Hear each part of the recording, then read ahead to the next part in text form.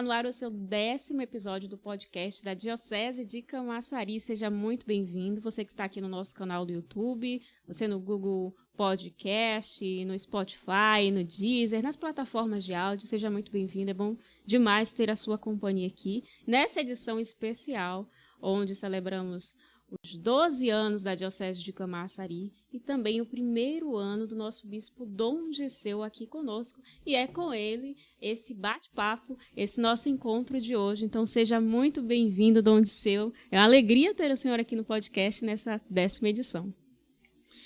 Eu que agradeço pela oportunidade de estar aqui e quero aproveitar esse momento para nós, então, fazermos memória dessa caminhada tão frutuosa, marcada por tantas luzes e também, claro, perspectivarmos, olharmos para o futuro com esperança.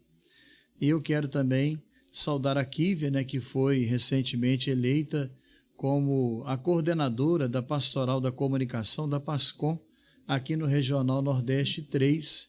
Para nós, uma notícia muito esperançosa, porque é uma pessoa dedicada e que recebe uma missão bonita, desafiadora, claro, mas também é resultado de uma confiança depositada. Que Deus, então, te ilumine, que o Espírito Amém. Santo a conduza nesses novos trabalhos. Amém. Obrigada, Dom Gesseu. E aproveitando, falar de missão, bora falar um pouquinho antes de quem é Dom Gesseu, um pouco da trajetória do senhor, antes de ser o nosso bispo. Quem que é Dom Gesseu lá de Minas Gerais? Então, isso é importante porque toda vocação tem a sua pré-história, digamos assim, Aquela abadesa emérita aqui de Salvador me falou uma frase que eu não esqueci, que toda vocação é encharcada de cotidianeidade. Então, toda vocação também tem o seu lado da sua pré-história, da sua história familiar, que precede o chamado de Deus. Eu sou filho de um casal muito católico, muito fervoroso. Meus pais já são falecidos, vieram da zona rural, migraram para a cidade onde eu nasci, chamada Barroso, em busca de trabalho, de dignidade, como muita gente aqui em Camaçari também, E lá nós somos 5 irmãos, fomos criados, educados na fé católica, a minha família é muito fervorosa e muito católica, e assim cresci, nasci e cresci dentro desse espírito religioso. Um padre que marcou a minha vida, que me batizou, que ficou na minha cidade muitos anos. Lá eu servi como coroinha na igreja, participei da juventude, diversos movimentos, e então, depois de um tempo distante da igreja um pouco, já com uma certa maturidade, aos 21 anos de idade eu ingressei no seminário na cidade de Juiz de Fora, que é a arquidiocese, da qual a minha diocese de origem é sufragânea, e ali fiz meus estudos, fui ordenado padre em 2001, no ano de 2001, em dezembro, dia 15 de dezembro, aliás, no mesmo dia da criação, da data de criação da diocese, Olha só. Eu fui ordenado padre no dia 15 de dezembro, que é a data de criação da diocese, e tomei posse, iniciei meu novo ministério aqui no dia do aniversário de instalação da diocese. Depois fiquei como vigário-geral na diocese muito tempo. Depois o meu bispo veio a falecer, fiquei como administrador diocesano. Em seguida fui a Brasília, trabalhei na CNBB por quase 3 anos com Dom Valmor, que era o presidente, que é o presidente da CNBB. E depois, então, em 2021, o Papa Francisco, no dia 11 de outubro, me nomeou, então, bispo da Diocese de Camaçari. E como foi essa notícia, quando o senhor soube desta nomeação, que seria nomeado, que seria o novo bispo da Diocese de Camaçari, como é que o senhor recebeu? Essas notícias a gente sempre as recebe com um misto, uma mistura de alegria, claro, porque é uma confiança depositada, mas também com um senso também de responsabilidade, com o peso daquilo que representa aquele desafio, A gente costuma usar a expressão com temor e tremor, Com temor e tremor. Tal a gravidade, então, e a responsabilidade dessa missão. Foi na véspera da festa da Padroeira do Brasil, dia 11 de outubro de 2021, que o núncio apostólico, que é o representante do Papa, o embaixador do Vaticano, aqui junto ao governo brasileiro, mora em Brasília, me chamou e presencialmente, embora fosse pandemia, presencialmente me chamou, porque eu morava ao lado ali, para poder me comunicar e pediu que eu pensasse um pouco. E aí no dia 27 de outubro foi a publicação. A igreja também tem o seu diário oficial, né? Que é a ata da Sé Apostólica. No dia 27 de outubro, então, do mesmo ano, 2021, foi feita a publicação, e aí vocês já acompanharam, né?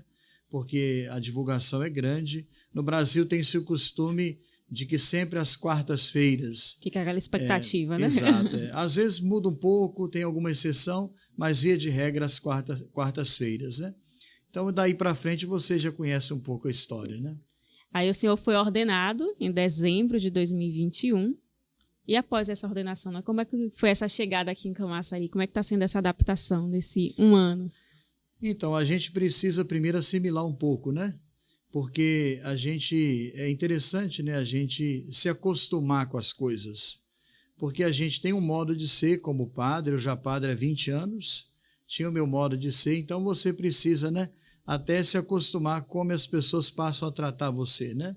Não mais como padre, mas com uma reverência ainda maior, com respeito ainda maior, e também todas as formalidades de um bispo. Enfim, a gente vai aprendendo a ser bispo aos pouquinhos e assimilando, né, aquele novo modo de vida. Os preparativos também, que ocuparam certamente muita coisa, e as saudações, a gente recebe muitas saudações do Brasil inteiro, e isso deixa a gente muito feliz também de ver as pessoas se alegrando com a gente e também as pessoas assegurando que estarão em oração pela fecundidade do nosso ministério. Então é um momento muito intenso, que a gente precisa cuidar muito do psicológico, precisa cuidar muito da oração, para a gente não ficar ou vaidoso, ou então deixar de encaminhar aquilo que é preciso encaminhar também. Então tem que manter essa alegria, mas ao mesmo tempo não perder também o ponto de vista de organização, de organizar as coisas e de perceber que é preciso dar encaminhamento às coisas. Desde a escolha dos bispos que iriam me ordenar, são 3 bispos, né, que ordenam um padre e bispo, Dom Valmor, que foi ordenante principal, Dom Joel, que é secretário da CNBB, e o bispo da minha diocese de origem, Dom José Eudes, e os demais preparativos, né?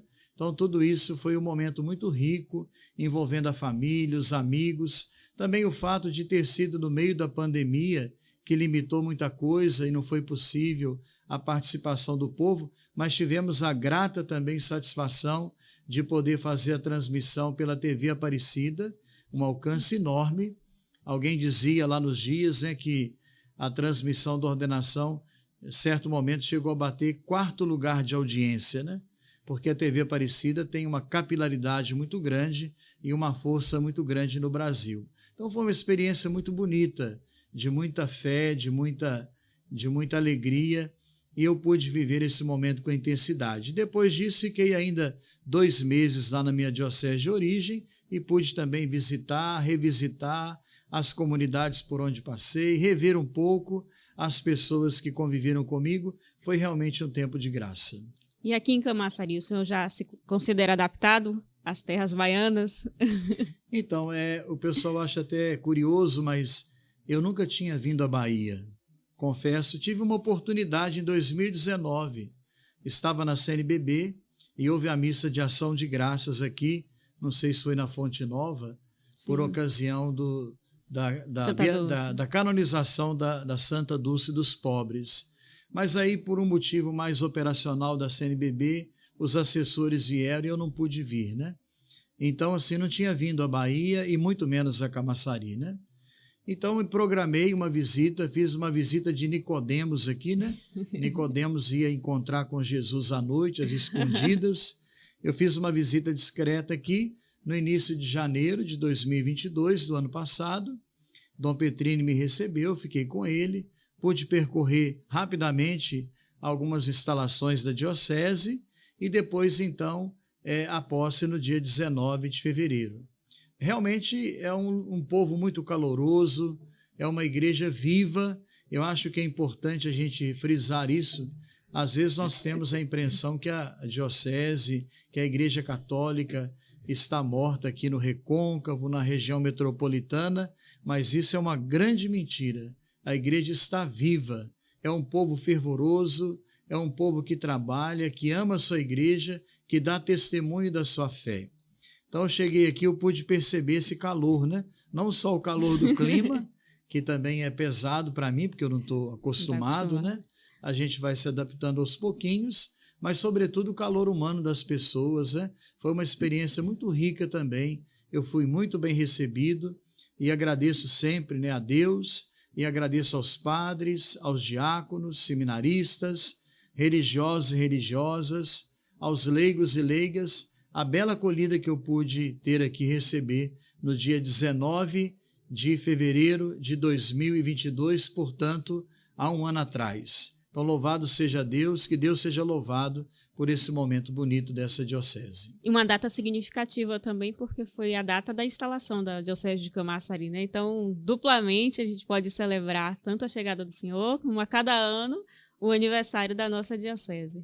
Havia uma teologia antiga que falava que o bispo era uma espécie de esposo, né?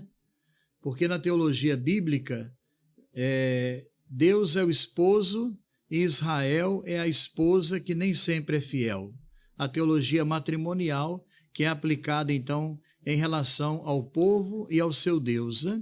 O povo que é a esposa e Deus que é o esposo fiel e assim por diante. Então, há uma teologia antiga que dizia que o bispo também é uma espécie de esposo, porque ele representa o bom pastor que é Jesus, né? E a esposa do bispo é a igreja particular, é a sua diocese, no caso aqui a diocese de Camaçari. Então, é um casamento bonito, né?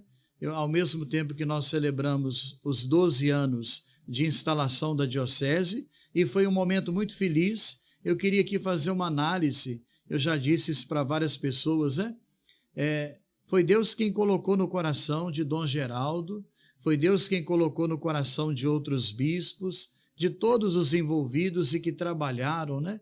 Leigos e leigas, padres, ministros ordenados, bispos, foi Deus quem colocou no coração dessa gente esse desejo, esse projeto de se criar a Diocese de Camaçari.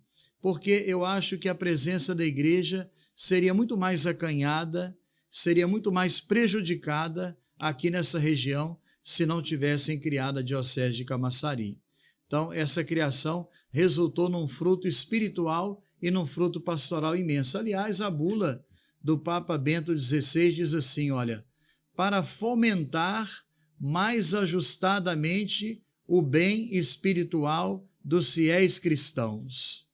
Então vejam a finalidade da criação da Diocese de Camaçari, para fomentar o bem espiritual dos fiéis cristãos. Imagine se a gente não tivesse diocese aqui, a presença da igreja aqui seria muito mais acanhada e o nosso povo ficaria privado de uma assistência pastoral que hoje, graças a Deus, recebe bem, né? E a gente percebe isso até com a criação das paróquias, né? As ordenações, tudo isso é fruto da criação da nossa diocese, né? Nós temos muitos motivos para louvar a Deus, Okívia. Primeiramente, por isso que eu falo que esse olhar, é preciso ter um olhar retrospectivo, olhar para trás. E olhar para trás com gratidão e também para aprender com os erros do passado, porque ninguém só acerta, né? Mas, sobretudo, com gratidão, porque há muitos acertos. Nós temos que louvar a Deus, por exemplo, porque a Diocese de Camaçari é rica em vocações. Graças a Deus, nós temos atualmente 13 seminaristas no seminário, é um sinal de esperança. Há muitas dioceses que enfrentam dificuldades no campo vocacional, e nós estamos no ano vocacional, né? Sim. Vocação, graça e missão, corações ardentes, pés a caminho. Então, é um momento de louvar a Deus e rezar pelas vocações. Também, como você disse, a abertura de novas frentes, de algumas paróquias que foram criadas, a multiplicação dos padres, o crescimento do clero. Então, tudo isso é motivo de muita alegria, né? E, é claro, nós que temos fé, acreditamos que isso tudo é ação do Espírito de Deus, né? É Ele quem vai agindo, conduzindo as coisas, Deus quem conduz com a sua mão poderosa, claro, com a colaboração nossa, que somos servos inúteis. Então, salvo engano, foram criadas 10 novas paróquias nesse ínterim, desde a criação até hoje. Foram ordenados, salvo engano, 11 padres, o Dom Petrino ordenou 11 padres, eu ordenei 2 diáconos, e agora em abril, se Deus quiser, nos dias 15 e 29 de abril, nós vamos ordenar mais 2 novos presbíteros para a igreja de Camaçari. Então, é um motivo bonito, é um motivo de alegria para nós, essas conquistas todas. Além das estruturas, além das pastorais, além do nosso povo que é muito vivo nesse aspecto.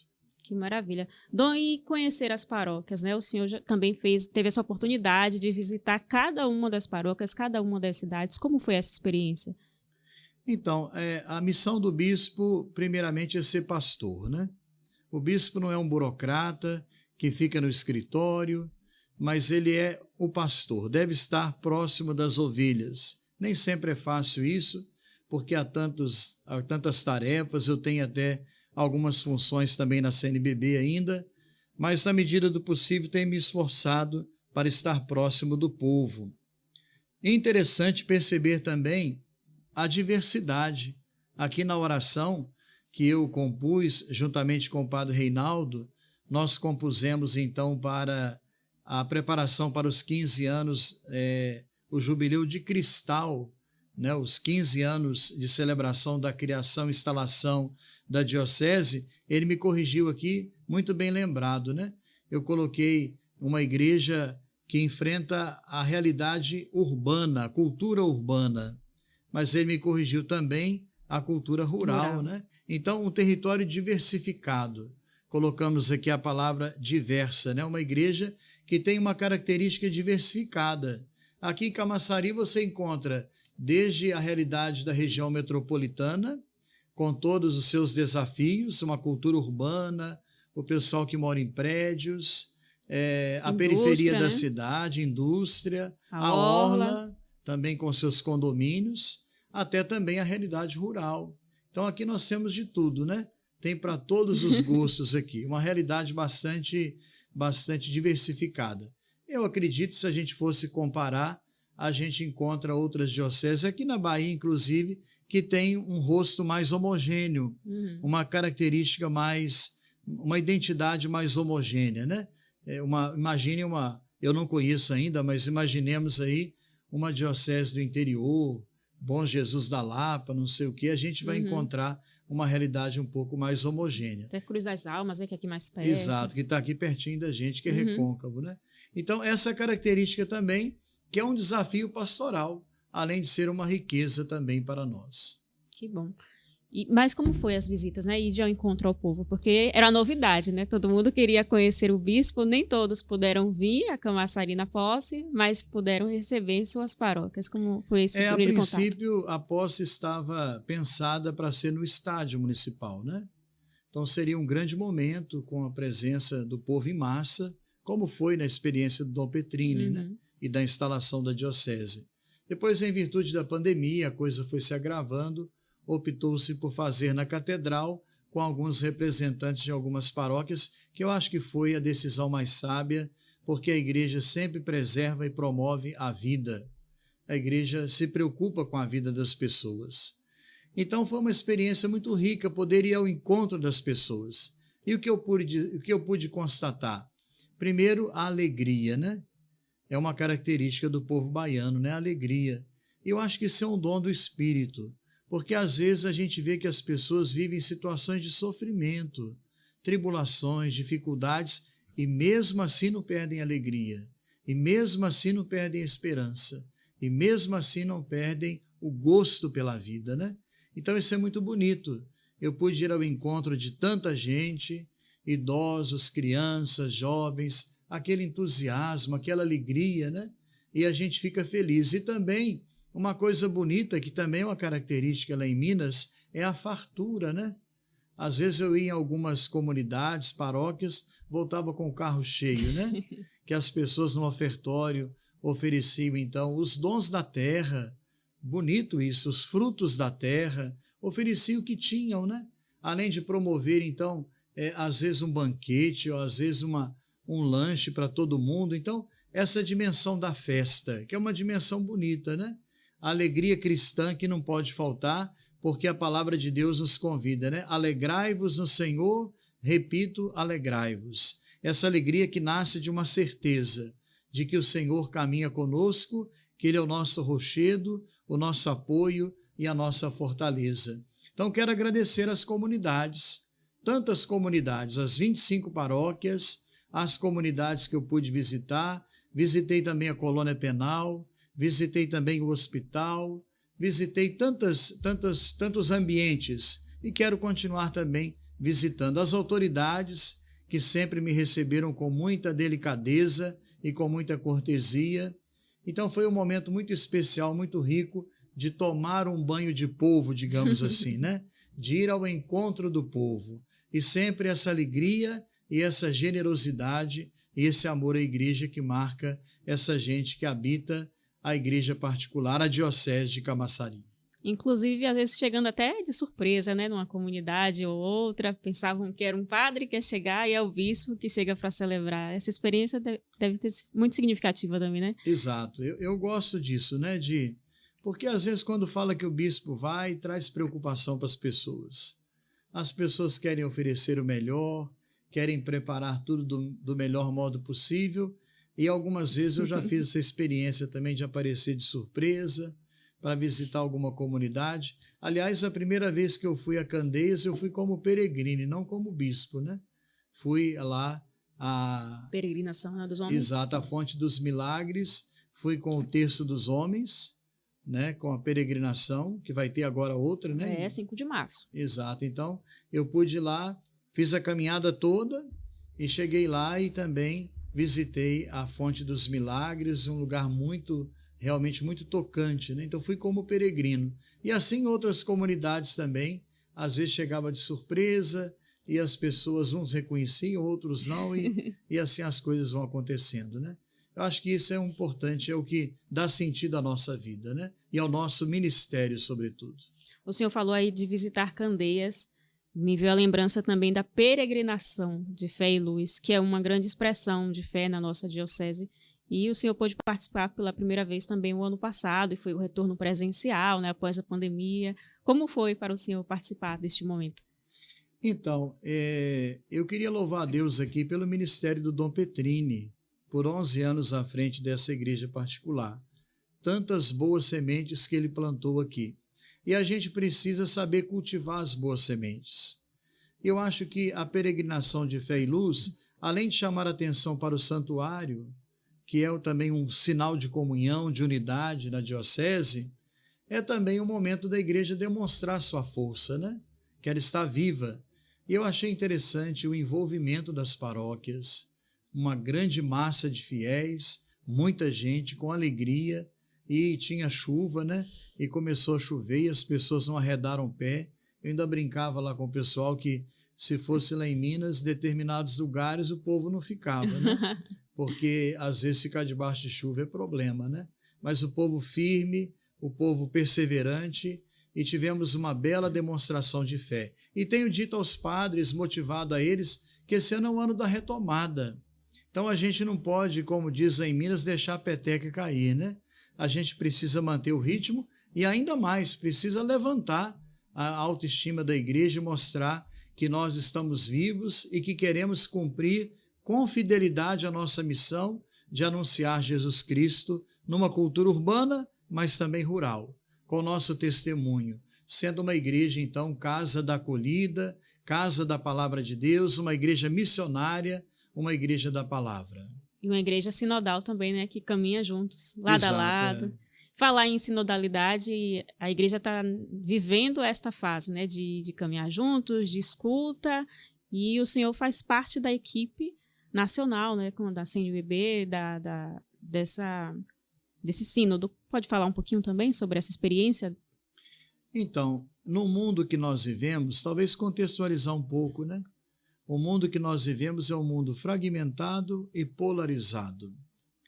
E a gente fica pensando qual que é a resposta, qual que é o antídoto, qual que é o remédio para curar esse mundo fragmentado e polarizado, senão a escuta, o exercício da escuta.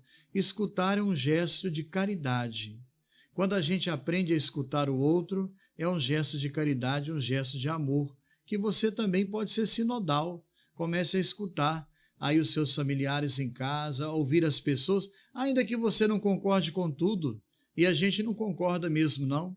Temos nossas convicções e não queremos abrir mão delas e nem da nossa identidade, e nem podemos abrir mão, mas ouvir é um ato de amor, um ato de abertura ao outro. Então o Papa Francisco, eu acho que movido pelo Espírito, não tenho certeza, né? Movido pelo Espírito de Deus, pois o sucessor de Pedro, o Papa, goza de uma assistência especial do Espírito Santo, ele teve essa intuição de convocar o sínodo nesse mundo fragmentado, a igreja também que experimenta também dificuldades internas, promover uma escuta. Então o primeiro passo, a primeira fase, foi a fase diocesana, onde as dioceses foram ouvidas, mais de 270 dioceses, salvo engano agora são 279, foi criada uma nova diocese recentemente, e o processo de escuta foi muito bem sucedido. A maioria esmagadora das dioceses enviaram os relatórios. A equipe de animação da qual eu faço parte fez a síntese das sínteses, que foi também enviada à Secretaria do Sínodo. Então, um período muito bonito. E agora de 6 a 10, já fizemos agora em versão online, de modo online, uma reunião com os delegados, então, que participarão da etapa continental do Sínodo. Tivemos aí representantes da CNBB, do CNLB, que é o Conselho do Laicato, da Comissão dos Diáconos, da Comissão dos Presbíteros, dos consagrados, dos religiosos. Então, assim, todo o povo de Deus está ali representado. Os organismos do povo de Deus, que a gente chama, estão ali representados, então, com seus delegados, aproximadamente 70 pessoas do Brasil. E essa etapa continental acontecerá de 6 a 10 de março, em Brasília, lá no antigo CCM, e com a presença, então, de 4 países. Aqui na América Latina e Caribe, o sínodo acontecerá em 4 módulos, dividiram a América Latina em 4 módulos, e um dos módulos é o nosso, é o Cone Sul, que reúne Argentina, Uruguai, Paraguai e Brasil. Então será um momento muito rico, um momento de escuta também, um momento de revisitar aquelas contribuições que chegaram, um momento de construir essa sinodalidade, que é caminhar juntos, de sermos uma igreja comunhão, participação e missão. E um momento também de fazer uma coisa bonita que se chama conversação espiritual. É o método sinodal. Não é para a gente ficar fazendo documento, não é para a gente ficar procurando culpado pelas coisas, é para a gente rezar à luz da fé, à luz de um texto bíblico, à luz da fé, discernir o que o Espírito Santo está dizendo à igreja. Então o sínodo tem uma espiritualidade sinodal que a gente precisa recuperar e acentuar dentro da igreja. Às vezes nossas reuniões são pesadas, são maçantes, porque Deus não participa delas, porque o Espírito Santo não participa delas. É para a gente arranjar culpado para as coisas, é para a gente criar mais burocracia, é para a gente, às vezes, ficar patinando. Então, colocar Deus nessa história. O que o Espírito de Deus está dizendo à igreja nesse momento concreto da história? Dom, e depois dessa fase de escuta, como é que continua, né, o sínodo? O que é que vão fazer com essas respostas, com essas reflexões? Então, já estão marcadas as datas, né? Salvo engano, serão dois acontecimentos em Roma, um esse ano, salvo engano, em outubro, e o ano que vem também um outro, e aí a CNBB vai também eleger os seus delegados, que por sua vez irão até o sínodo. Então, é a fase universal, digamos assim, né? Então, a coisa vai afunilando. Essas contribuições vão chegando dos países, das dioceses, vão produzindo novos relatórios. Agora, o relatório que surgir da etapa continental vai ser, então, o documento preparatório. Vai ser, então, o material para subsidiar a produção, a confecção do documento preparatório do sínodo, que acontece em Roma, né? É o Papa quem conduz, quem chama, quem conduz, e aí certamente na hora certa haverá também a escolha dos representantes, como o Papa quis e é desejo dele, não só dos bispos, porque originalmente um sínodo é dos bispos. O Papa quis abrir então, chamar todo o povo de Deus, e certamente em Roma também haverá representantes dos outros organismos do povo de Deus para se debruçarem sobre essas contribuições que chegaram da base. Essa é a diferença também do sínodo atual. Todas as dioceses foram ouvidas e esse material chegará então da base até a pirâmide da igreja, para que lá, à luz do Espírito, eles possam discernir o Papa e os delegados, os padres conciliares e os delegados que lá estarão. Falando em Papa Francisco, o senhor também teve a oportunidade nesse ano de visitar o Papa Francisco até mais de uma vez. O senhor pode comentar também essa experiência do curso dos bispos, né, e também da visita de Límina? O ano passado foi um ano bastante tumultuado, na palavra. Intenso, né? Bastante intenso, né? Eu fui a Roma 2 vezes, foi uma coincidência, né? O curso dos novos bispos não é coincidência, né? Sempre acontece, né? Inclusive agora, dia 27 de fevereiro, eu vou para Brasília também, para o curso dos novos bispos, agora na CNBB, né? O curso nacional. Eu devo ir lá, ficar uma semana também nesse curso lá. E depois a visita de Límina, que depois de tantos anos e também em virtude da pandemia foi interrompida, foi retomada e foi um momento de graça também, né? Primeiro de estar com Pedro, ou com o sucessor de Pedro, e renovar a nossa comunhão com aquele que é o sinal da unidade da igreja. E depois também poder ver como que funcionam os organismos, como funcionam os dicastérios, os órgãos que estão a serviço da Igreja Universal, da Igreja no mundo inteiro. E uma impressão muito boa que eu tive em todos os dicastérios por onde passamos, e isso não só eu que percebi, os outros bispos e irmãos também perceberam, uma delicadeza, um espírito de acolhida, uma abertura. Parece que o Papa Francisco tem orientado muito bem e as coisas têm se encaminhado de uma maneira bem bonita. Já havia, claro, no passado, mas essa maneira se intensificou ainda mais, essa abertura, essa vontade de colaborar, porque a Cúria Romana é um órgão que está a serviço da Igreja Universal, não só do Vaticano, mas também das igrejas do mundo inteiro. Quando a gente fala igreja, é a igreja particular, a diocese. Cada diocese é uma igreja, né? E nós estamos em comunhão com o Sumo Pontífice, que preside as igrejas do mundo inteiro na caridade, como o sucessor de Pedro, o Romano Pontífice. Maravilha. Dom, voltando um pouquinho assim a essa realidade do ano vocacional que nós estamos inseridos, né? Esse ano teremos a graça de ter 2 novos sacerdotes e percebemos também que a diocese está um pouco nessa fase de mudança, né? Alguns padres nesse período de transição, as comunidades ficam naquela expectativa. O senhor pode falar um pouquinho sobre isso também? Sim, uma coisa bonita que eu percebi aqui em Camaçari, na diocese de Camaçari, é esse rodízio dos padres. E eu acho que o Dom Petrini soube conduzir muito bem isso, né? E os padres também, com muita maturidade. Eu vejo que os padres têm consciência, né? De que isso faz parte do espírito missionário, da gente estar aberto à missão. Não é só ir para a Amazônia, né? Às vezes é sair de uma paróquia para outra e ter a oportunidade de retomar a sua vida presbiteral e ter oportunidade também de experimentar coisas novas que faz tão bem a gente, né?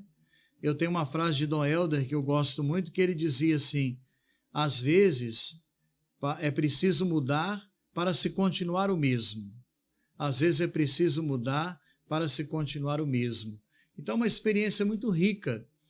E a gente vê, né, um espírito missionário. A igreja tem insistido tanto na missão, né? Que a vocação é graça e missão, né?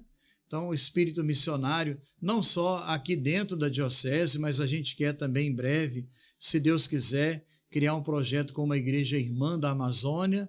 Estamos rezando para Deus encaminhar as coisas do melhor modo possível. Se for da vontade dele, vai acontecer, né?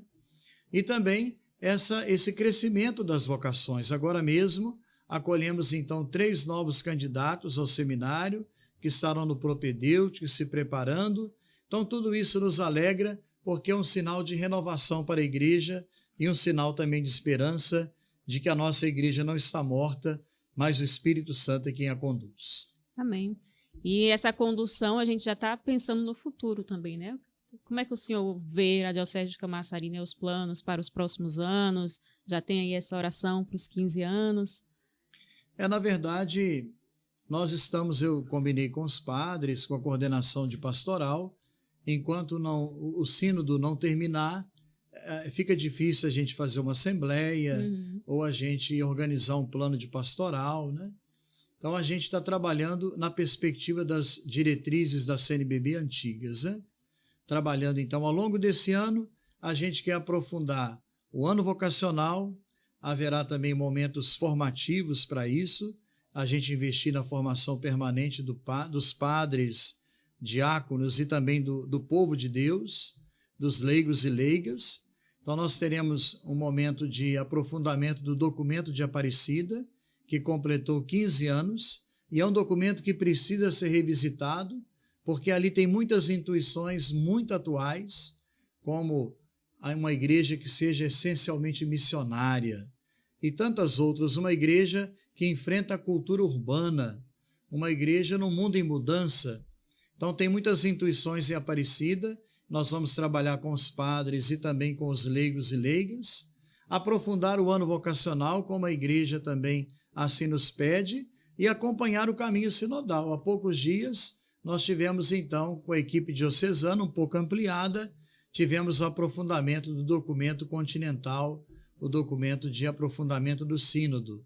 Então a gente vai caminhando com a igreja nos passos que ela dá, no Brasil e também em nível universal, e aguardando então o desenrolar de tudo isso, inclusive porque os bispos ano passado decidiram não lançar novas diretrizes, preferiram esperar para que fossem lançadas depois das conclusões do sínodo, que agora, a princípio, seria em 2023, mas será encerrado em 2024.